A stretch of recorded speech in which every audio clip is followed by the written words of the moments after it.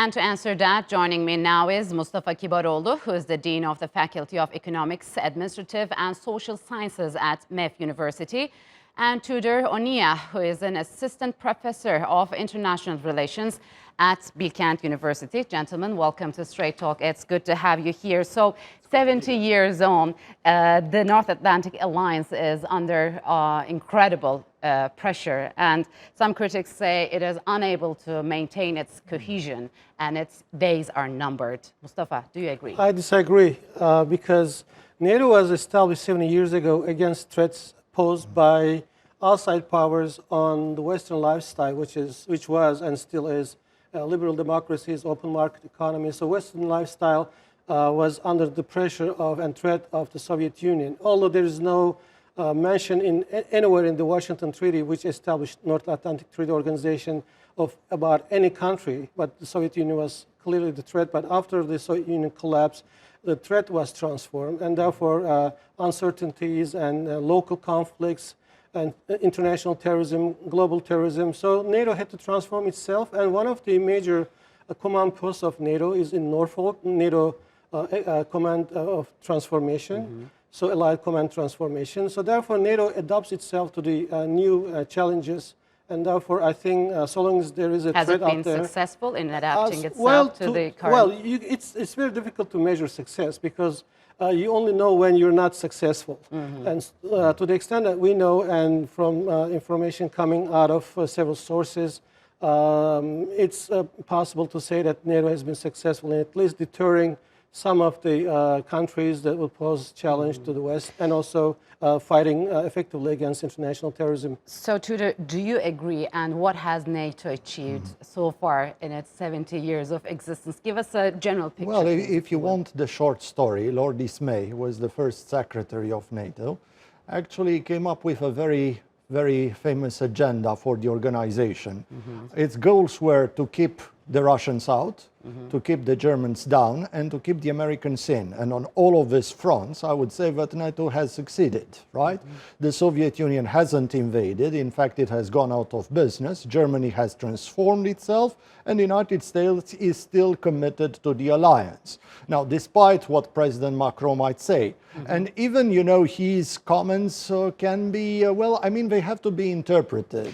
Let me touch on that, because lately what has been dominating the pact is these discrepancies among its allies. As you just mentioned, Macron called NATO brain dead, and uncharacteristically, German Chancellor Angela Merkel was very furious, and she said it is essential to preserve NATO. And we also know that there are more deep-seated problems within the NATO. It just became more apparent when Trump took office. So how did NATO get here? I could say that these discrepancies have always been there. There was always a divide between both sides of the Atlantic, especially the Western European allies have always feared that the United States would not risk its own cities for the European cities, because in case a war started on the continent by an assault from the Warsaw Pact, they thought that the Americans would not like this to escalate into a major warfare exchange between the two superpowers, and they would therefore like to limit the war on the continent,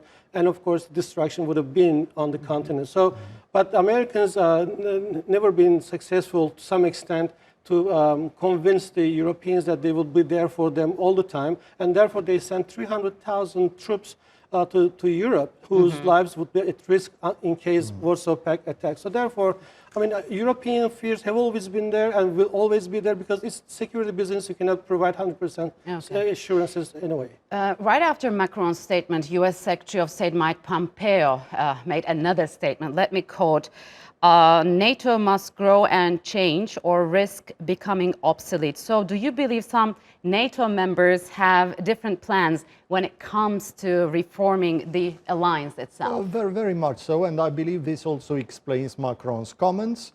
What is going on, and first of all, what does he mean when he says that NATO is brain dead? One aide to Macron explained the metaphor. He actually targeted the United States. The body means the NATO forces. The heart, it's Article 5. Both of these are still working, but the brain is the United States. So what this is in fact a French bid for leadership. Why is this happening now?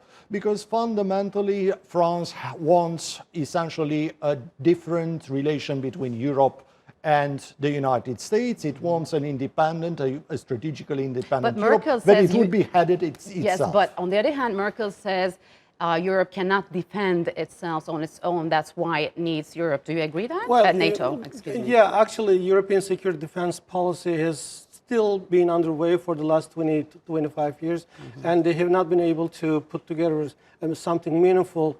But I have two major criticisms against what Macron said. One, France is the last country to complain about this because Yes, France has just long joined been 2009, out right? of NATO's NATO wing throughout the Cold War years, and they have never participated in NATO planning committees. And secondly, I think Macron aims at putting Turkey on target during the NATO summit in London. So because France has done the same thing under Sarkozy back in 2010, and when there was this talk about missile shield, and he propagated views that Turkey was against the missile shield, which was not correct. So this is a typical French president's behavior. Yeah. Now, according to some NATO members, as you just mentioned, Turkey is not complying with the alliance's principles.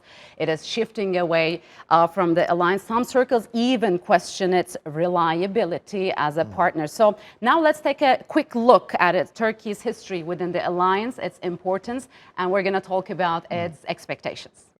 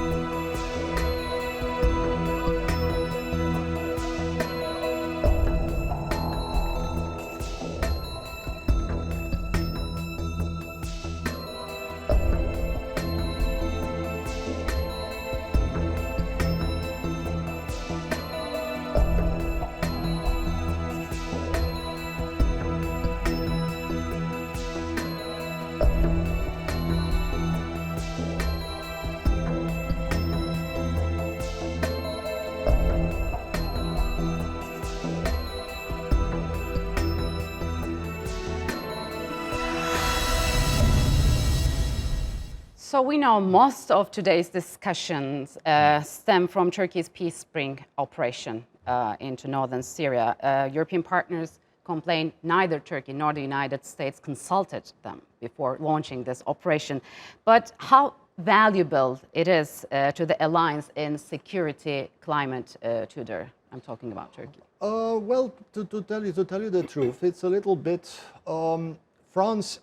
It's an issue that France is using in order to advance its agenda. And in fact, what I wanted to say before is that right now what is happening is that with the Brexit and with Angela Merkel retiring next year, there is, an opportunity for France to make finally a bid for, for leadership, because it can still act, it can speak for Europe, right? And therefore, what Macron did throughout this year has to take, he took a number of initiatives, putting pressure on his European partners to fall into line.